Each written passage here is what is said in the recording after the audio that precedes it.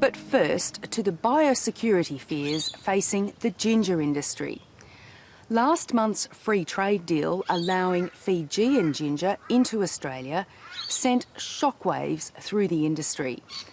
Despite a Senate inquiry and independent research advising the federal government not to go ahead with the deal, the imports are already available to wholesalers in Sydney. The Federal Agriculture Minister is playing down concerns, but as Megan Woodward reports, ginger growers say it's only a matter of time before devastating diseases arrive in the country.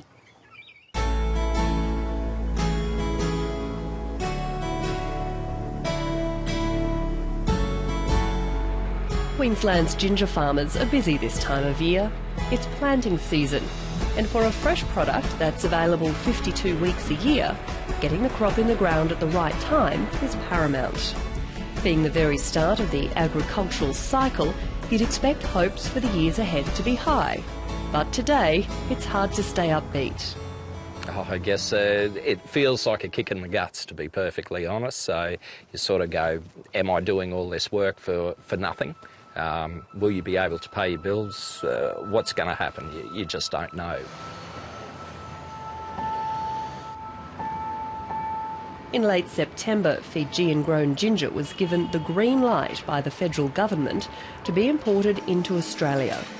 Within days, it was on the wholesale market in Sydney, and it's put Australian ginger farmers on tenterhooks.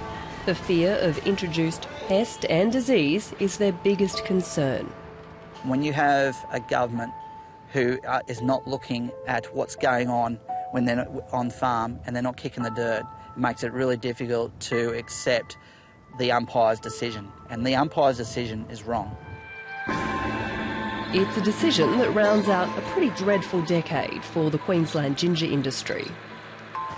Growers have battled through drought, a major industry coup, floods and fungal pest Pythium rot. The disease destroyed ginger on the Sunshine Coast and Wide Bay. Between them, the district is responsible for producing 80% of Australia's ginger crop. By 2012, Pythium meant some growers had lost up to 70% of their farms.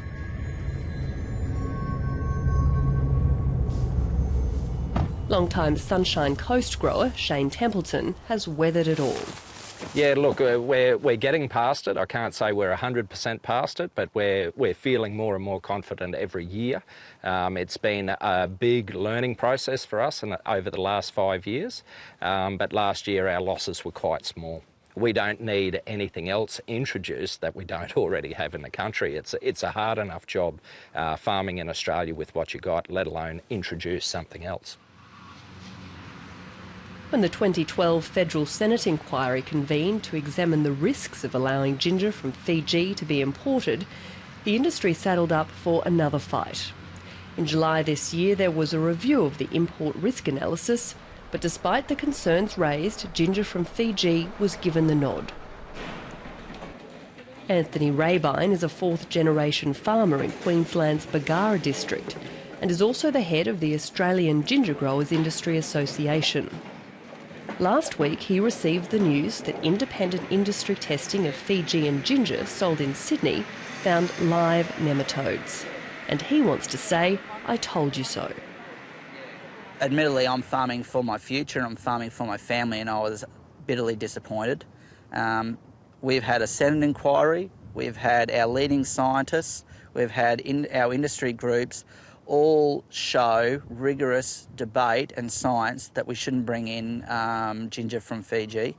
Simply, the Fijians don't know the pests and diseases that they have in their country. And we, as an industry, proved that the Rhodophyllus similis was a different strain of nematode. And here we face it now where we've got ginger coming into the country and there is live nematodes in that ginger. The Agriculture Minister says he's taking the discovery seriously and has ordered similar testing be done by his department. I've been watching this space very closely and been engaged with my department in dealing with it. We have two forms of nematode. You've got Rhodophyllus and Melodoines. Now, obviously, one is already present in Australia. That's Melodoines, and to discover a pest that is already here doesn't make it not a pest. It just makes it a pest that really, what's the point? It's like someone turning up with cattle. They're already here. There's no point trying to ban them. And I would welcome... Mr Joyce has been accused by industry as being flippant and even condescending over the issue. But he's promised that if another review proves necessary, he'll call for one. We certainly respect the deliberations of the Senate committee, and we took them on board, but it's worked through an independent scientist. I as the minister, don't say, well, this can come and this can go. You work to an agreement that says, on the strict protocols of not letting in a pest, you can ban something.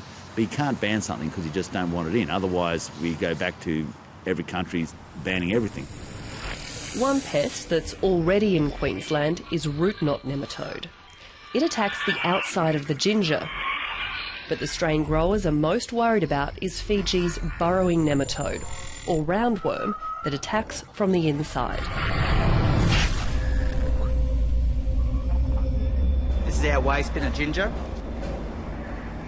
And as you can see on this particular piece of ginger is root knot nematode. And imagine if we had Rhodophilus similis, the burrowing nematode, and it was inside the ginger. It would just devour it and eat it away. As I said to you, crops are reduced to virtually nothing within weeks. To add to grower frustration, the federal government's own Senate committee advised it there were no biosecurity measurements in place to properly detect roundworm in Fijian ginger, nor was there any known way of preventing it from spreading if and when it got into the country. If we get this burrowing nematode in this area and it starts to run around here, yeah, you knock out 90% of the growing region, 90% of the production of Australia. What will the government do if we find this particular pest in a field? Are they going to compensate those growers? What's going to happen? No, I'm not going away, and we've got to keep fighting this debate because I'm fighting it for my family and I'm fighting it for the ginger growers.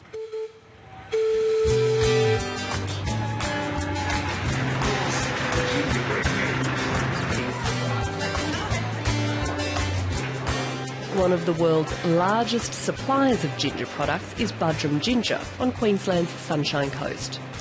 The public company is also a macadamia producer and supplier and runs 4 processing factories in 3 countries, as well as its tourist attraction, the Ginger Factory. Yeah, well, revenue is around about $70 million nowadays. We're hoping to increase that substantially if we get our marketing right. That's split up between macadamias, about 38 million, around about 30 million will be ginger, and then the rest is in tourism. CEO Roger Masters took over the role 18 months ago. He spent years helping turn the tide for the better at honey giant Capilano, and now he wants to do the same at Budrum. With a new boss at the helm, the group is currently in the middle of a significant rebranding campaign. Mum, can I have a drink? Sure, but make it a ginger refresher. There's lots of great ideas with the new... Ginger is really a mature age product.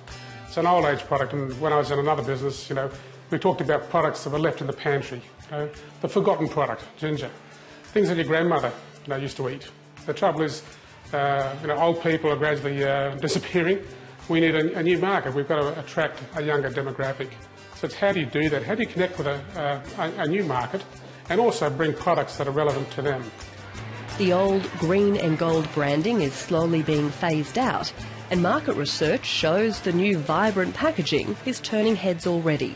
Yeah, look, I mean, we've probably just been sailing a little bit under the radar, but to have someone like Budrum Ginger come up with a great marketing project like that, I mean, fantastic to put us actually in the limelight so that people know that we're here and growing ginger in Australia, creating jobs and things like that. So it's great. Like all good business people know, diversification is the key if you want to stay afloat. And that's what Budrum Ginger did 4 years ago, when it bought a processing plant in Fiji to help bolster supply. Look, 2011 we had a serious issue to do with the floods in Queensland, and that was accompanied by a disease called Pythium, which hit the ginger crops up here. And the issue is that without supply we've got nothing. So we had to look offshore for supply. Fiji was the place that we really selected, and we ended up buying a processing plant and really access to offshore supply to diversify our risk. All Fijian ginger they bring into the country is in brine to use in other products, but the lion's share of ginger is still sourced locally. Mr Masters says importing fresh ginger from Fiji is something they wouldn't rule out entirely if biosecurity was guaranteed. But in the meantime, he says Aussie growers should sit tight. Look, I think their jobs are safe. I think their product's safe. The issue is that there is a big gap between the price that a farmer gets and what the consumer pays. I think that's something that probably this will help address. I don't think the farmers will get any less, but perhaps the consumer will pay a little less. And I think that's a really good thing for the consumer, and it's those in between who may have to weigh up what's good for for them and good for the product in the long run. Ginger farmers maintain the fight over imports has never and will never be about the bottom line. It's not about dollars and cents. It's always been about pest and disease. Ginger farming is one of the hardest crops I have ever grown and encountered upon. And I enjoy being a ginger grower, but you're not making a fortune out of it like every other farmer out in Australia. We are battlers, and we're working hard to make a living for our farming, for our families. And I say to the government, give us a fair go. We've just got to try and be positive and go, well, can we compete against it? Will they actually stop it coming in or something like that? I don't know, but we've still got to be positive and move forward, and I guess we've got to market ourselves as being the ginger leader.